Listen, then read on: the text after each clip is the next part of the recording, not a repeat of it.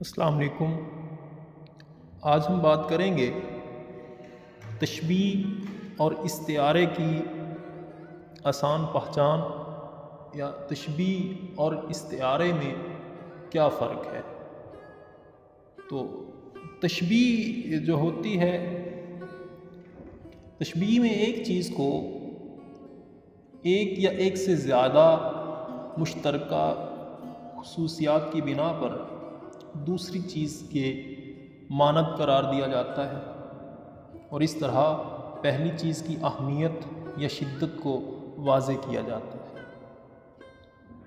یہ کلام کی ایسی خصوصیت ہے جو کائنات کے مشابہتی رشتوں کو تلاش کرتی ہے، اور استعارہ اس کی ترقی یافتہ شکل ہے۔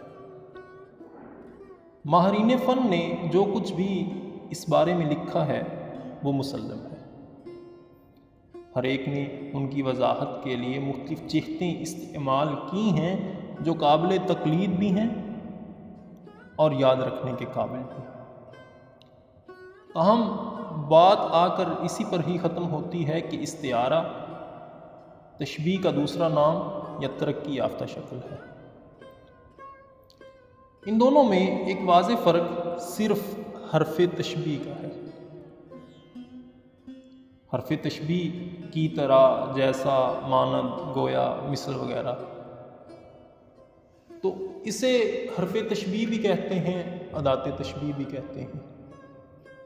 جیسے میر صاحب کا شعر ہے، وہ لکھتے ہیں کہ شام سے کچھ بجھا سا رہتا ہوں، شام سے کچھ بجھا سا رہتا ہوں، دل ہوا ہے چراغ مفلس کا۔ تو اب اس میں ادات تشبیہ سا ہے، تو اس حوالے سے یہ تشبیہ ہوا۔ تشبیہ کا دوں آسرا کیا، وہ خود ایک چاند ہے پھر چاند سا کیا۔ تو یہ استعارہ ہے، یعنی جدھر دو چیزوں یا اسموں کے مابین تشبیہ کے تعلق کے لیے حرف تشبیہ لایا گیا ہو تو تشبیہ کہلائے گی۔ اس کے برعکس اگر حرف تشبیہ موجود نہ ہو تو استعارہ کہلائیں گے۔ جیسے احمد شیر جیسا ہے، تو اب ہم دیکھیں گے کہ اس کے اندر حرف تشبیہ ہے۔ تو اوپر ہم نے بات کی تھی کی طرح، جیسا، مانند، گویا، مثل وغیرہ، تو اس میں جیسا موجود ہے تو گویا یہ تشبیہ ہے۔ احمد شیر جیسا ہے، تشبیہ۔ اگر ہم بات کریں احمد شیر ہے تو یہ استعارہ ہے۔